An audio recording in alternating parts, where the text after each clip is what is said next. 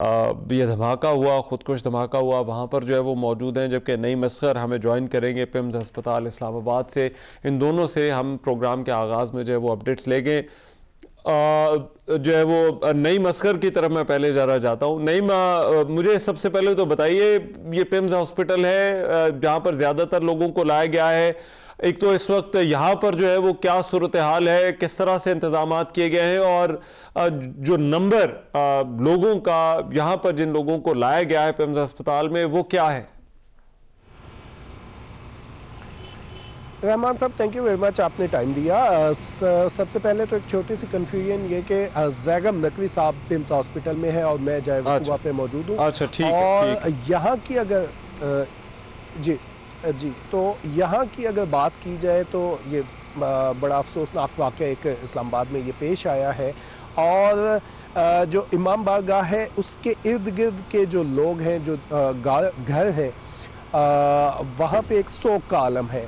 इस जो जगह है उसको तो अब कार्डन ऑफ कर दिया गया है। रेंजर्स और पुलिस के और दीगर जो सिक्योरिटी फोर्सेस के इदारे हैं उन्होंने इस सारी जगह को अपनी तहवील में ले लिया है और शवाहिद जमा किए जा रहे हैं।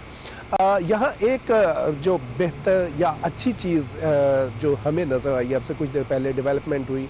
वज़ीर मुमलिकत दाखिला तलाल चौधरी कुछ देर पहले यहाँ पर आए थे। उन्होंने ये कहा है कि जो खुदकुश हमलावर है उसकी शनाख्त हो गई है, और उन्होंने ये भी कहा कि ये जो कार्रवाई है ये BLE की है। ये एक अच्छी चीज़ सामने आई है कि इतनी जल्दी जो सिक्योरिटी फोर्सेस के लोग हैं उन्होंने ये शनाख्त कर ली है। इसके अलावा एक और अच्छी चीज़ ये हुई, ये तो अफसोसनाक वाक़या है, लेकिन इसमें अच्छी चीज़ ये हुई, वज़ीर दाखिला कुछ देर पहले वज़ीर दाखिला मोहसिन नकवी यहाँ पर आए, IG इस्लामाबाद भी थे और दीगर जो कानून नाफिज करने वाले इदारे हैं वो भी थे, और उन्होंने यहाँ पे नमाज अदा की है। और ये एक वाज़ेह पैगाम दिया गया है कि हम दहशत गर्दों से डरेंगे नहीं। अच्छा, इतना बड़ा वाक़या होने के बाद लेकिन अभी जैगम नकवी ने भी नहीं, जैगम नकवी ने भी हमें ज्वाइन कर लिया है जो कि पिम्स हॉस्पिटल है। लेकिन जो आप इब्तदाई तहकीकात के हवाले से बात बता रहे हैं, ये मैं चाहता हूँ ज़रा इस पर कोई डिटेल में उन्होंने बात की है कि ये जो खुदकुश हमलावर था जो है वो इसकी शनाख्त के हवाले से जो है वो कोई बात की हो, या इब्तदाई रिपोर्ट जो है वो अब तक जो है वो कोई तैयार कर ली हो, या ये वर्बल ही गुफ्तगू की है इसकी इस खुदकुश हमलावर की शनाख्त के हवाले से, या इस खुदकुश हमले के पीछे मुमकिन तौर पर कौन है उस बारे में? आपने अब से कुछ देर पहले यहाँ पर बात की है, कोई रिपोर्ट तो नहीं शेयर की गई, लेकिन मीडिया से बात करते हुए उन्होंने कहा है कि दहशतगर्द की जो मालूमात हैं वो हमने जमा कर ली हैं, और वो कोई अफगानिस्तान का शहरी नहीं है, लेकिन वो कितनी बार अफगानिस्तान गया है इसकी डिटेल्स मिल गई हैं। तो ये कड़ियाँ मिल गई हैं। लाइक इससे यह अखज़ किया जा रहा है कि जो दहशतगर्द था वो अफगानिस्तान से ट्रेनिंग याफ्ता था। वो अफगानिस्तान कितनी दफ़ा गया, तलाल चौधरी साहब ने ये बताया कि वो सामने आ गई और इसकी ये BLE की दहशतगर्दी है। उन्होंने ये भी बताया कि 31 जो लोग हैं वो इसमें सानहे में शहीद हुए हैं। इसके अलावा इसमें एक और अफसोसनाक बात रहमान ये भी है कि इस सानहे में IG इस्लामाबाद अली नासिर रिजवी के कज़न और एक कज़न शहीद हुए हैं, और इसके अलावा उनके कुछ अजीज जो हैं वो जख्मी भी हैं। और इस वक्त जो ये जो दहशतगर्द है इसके बारे में ये बताया जा रहा है, जो अब हमारी बात हुई है यानी शाहिदीन से, जो यहाँ के लोगों से, कि उसने आते ही सबसे पहले फायरिंग की है। ये नहीं कि यहाँ पर सिक्योरिटी के इंतजाम नहीं थे, सिक्योरिटी के इंतजाम थे। इमाम बारगाह के जो गार्ड था वो बैठा हुआ था गेट के ऊपर, चूँकि पिछले काफ़ी देर से इस्लामाबाद में, पाकिस्तान में ये दहशतगर्दी के कोई बहुत बड़ा वाक़या नहीं हुआ था, तो उस तरह सिक्योरिटी अलर्ट नहीं थी, लेकिन गार्ड मौजूद था और उसकी प्रोटोकॉल को अडॉप्ट किया जा रहा था उसने। लेकिन दहशतगर्द जो खुदकुश हमलावर है उसको रोका किस तरह जा सकता है? उसने आते ही सबसे पहले फायरिंग की है। जो गार्ड था वो शहीद हो गया, उसके बाद वो मेन गेट के अंदर घुसा और अंदर जाके उसने अपने आप को मतलब ब्लॉक किया है, उसने बस किया अच्छा, अपने आप को। ठीक है। तो इस वजह से इंसानी जो जानों का ज़िया है वो बहुत ज़्यादा राइट। हुआ। अच्छा, मैं ज़रा जैगम से भी पूछना चाहता हूँ, जैगम पिम्स अस्पताल में इस वक्त जो है वो क्या सूरत हाल है, कितने लोग वहाँ पर लाए गए हैं, इंतज़ामात के बारे में ज़रा बताइएगा। जो एडमिनिस्ट्रेशन है वो किस तरह से डील कर रही है इस सिचुएशन को?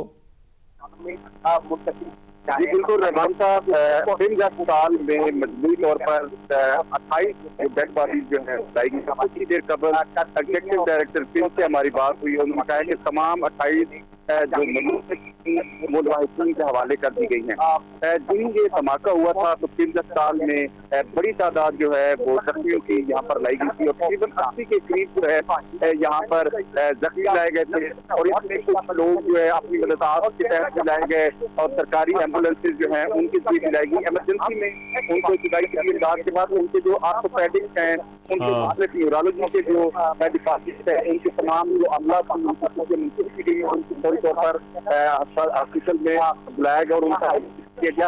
इसके अलावा अगर मजबूरी तौर पर बात करें तो इस्लामाबाद के जो तमाम सरकारी हॉस्पिटल हैं इनमें तकरीबन 169 जो है वो जख्मी जो हैं उनको मुख्तलिफ हॉस्पिटल में लाया गया। पॉली क्लिनिक में भी जो जख्मी हैं उनको मुंतकिल किया गया और पॉली क्लिनिक में भी डेड बॉडी जो है वो मुंतकिल की गई।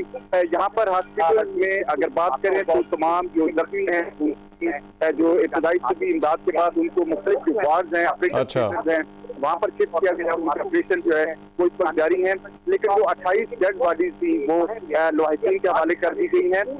और इसमें अगर बात करें तो वफाकी वज़ीर दाखिला मोहसिन नकवी और वज़ीर मुमकिन जो है वज़ीर दाखिला सलाल चौधरी वो भी यहाँ पर आए और जख्मी की इयादत की और अस्पताल के अमला को हदायत जारी की कि हर मुमकिन जो इमदाद है वो मरीजों को दी जाए। और इसके अलावा जो वफाकी वज़ीर सेहत हैं उनकी तरफ से ये कहा गया है। लेकिन अलावा जो मुझे जैगम एक चीज़ बताइए, जो जख्मी हैं, जो लोग शहीद हुए हैं, क्या उनका एग्जैक्ट नंबर जो है वो अभी इन तमाम अस्पतालों में वो क्या सामने आ रहा है?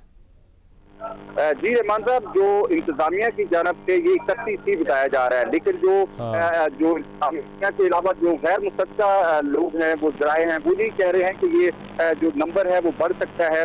लेकिन इस पर डीसी इस्लामाबाद हैं, पिम्स अस्पताल और पॉलीक्लिनिक अस्पताल की जो इंतजामिया है उन्होंने मजबूरी तौर पर 31 जो है वो शहीद होने की जो यहाँ पर इतला दिया और जो 169 जो है वो जख्मी होने की जो इतला हॉस्पिटल इंतजामिया जो है वो कंफर्म कर रही है। ठीक है, राइट। अब नहीं, मैं इसमें जो इस वाक़े के बाद क्योंकि रिपोर्ट ये हो रहा है कि शवाहिद भी वहाँ से इकट्ठे किए गए, मैं चाहता हूँ ज़रा इस जगह के हवाले से आप बताएं और ये जो शवाहिद इकट्ठे किए गए हैं, जो टीम्स वहाँ पर पहुँची हैं, उनके हवाले से बताइए क्या कुछ सामने आया है अभी तक जो है वो इस वाक़े के हवाले से?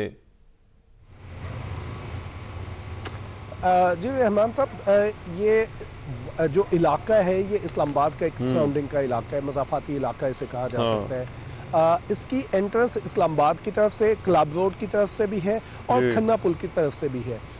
ये बेसिकली एक बहुत ज़्यादा डेवलप इलाका नहीं है, लेकिन यहाँ पर ये इमाम बारगाह मौजूद थी और यहाँ पर सिक्योरिटी के इंतजामात भी जो इमाम बारगाह की अपनी सिक्योरिटी है वही थी। अच्छा। धमाके के बाद जब ये धमाका हुआ तो उसके बाद सबसे पहले जाहिर है इसके इर्द गिर्द लोग रहते हैं, आबादी है, तो सबसे पहला जो रिस्पांस था वो लोगों का था, इर्द गिर्द के लोग थे। अच्छा। क्योंकि जो मस्जिद के अंदर और इमाम बारगाह के अंदर लोग थे वो तो शॉक की सिचुएशन में थे। जी। और ये जुमे के लिए इज्तिमा था जो है वो लोगों का वहां पर? एग्जैक्टली ये जुमे का इज्तिमा था और दहशतगर्दों ने इसको टारगेट भी शायद इसीलिए किया है कि जुमे के इज्तिमा में आम रूटीन से ज़्यादा जो लोग हैं वो मस्जिद में होते हैं, इबादत के लिए आते हैं। 1:48 पर यह वाक़या हुआ। सबसे पहले जो दहशतगर्द था उसने आते ही फायरिंग की। फायरिंग करने के बाद जो बाहर जो गार्ड था उसको जब निशाना बनाया और वो हेल्पलेस हो गया तो वो भागता हुआ, उसने कम अज कम 10 से 15 गज दूर से ही गार्ड के ऊपर फायरिंग शुरू कर दी थी और वो दौड़ रहा था, भाग रहा था और फायरिंग कर रहा था। वो फायरिंग करते हुए उसने पहले गार्ड को शूट किया है और उसके बाद वो जो मर्कजी अच्छा। गेट है जहां से एंटर होने के बाद तलाशी ली जाती है। जो मर्कजी गेट है वहां पर एक कैबिन बना हुआ है जहां पर तलाशी ली जाती है और ठीक है। वो जो गार्ड था वो वहां पे बैठा हुआ था। अगर वो गार्ड उसकी तलाशी लेता तो फिर तो और चीज थी, लेकिन हाँ। उसने पहले ही गार्ड को शूट किया और उसके बाद वो ठीक है। फायरिंग करता हुआ अंदर चला गया। यहाँ के जो एनी शाहिदीन है, जो अहले इलाका है, वो ये कहते हैं कि अंदर से भी उसके ऊपर फायरिंग की गई, जवाबी फायरिंग भी की गई, लेकिन चूंकि वो तैयार था और इस नियत से आया हुआ था तो वो फायरिंग करते हुए जब उसने देखा कि रिटेलिएशन ज्यादा है तो उसने अपने आप को ब्लॉक कर लिया। ठीक है, मैं जरा लास्टली मैं जैगम आपसे जानना चाहता हूं, जो शहीद होने वाले हैं, जो लोग जख्मी हैं, उनमें से ज्यादातर का ताल्लुक जो है वो इसी लोकेलिटी से है जहां ये इमाम बारगाह थी? नहीं रहमान साहब, इसमें मुख्तलिफ इलाका जात के जो लोग थे वहाँ पर मौजूद थे। अभी पहले इत्तला मिली है कि पाकिस्तान के जो एक SHO हैं वो भी इस जो अफसोसनाक वाक़या में शहीद हुए हैं, और जो पोलियो एरेडिकेशन का जो एक प्रोग्राम है उसके जो कोऑर्डिनेटर है, उनके जो भाई हैं, उनकी भी शहादत इसमें हुई है। अच्छा। ये नमाज जुमा जो है उस वक्त अदा की जा रही थी और उसकी दूसरी रकात जो है वो चल रही थी और दूसरी रकात के दौरान ये धमाका हुआ है।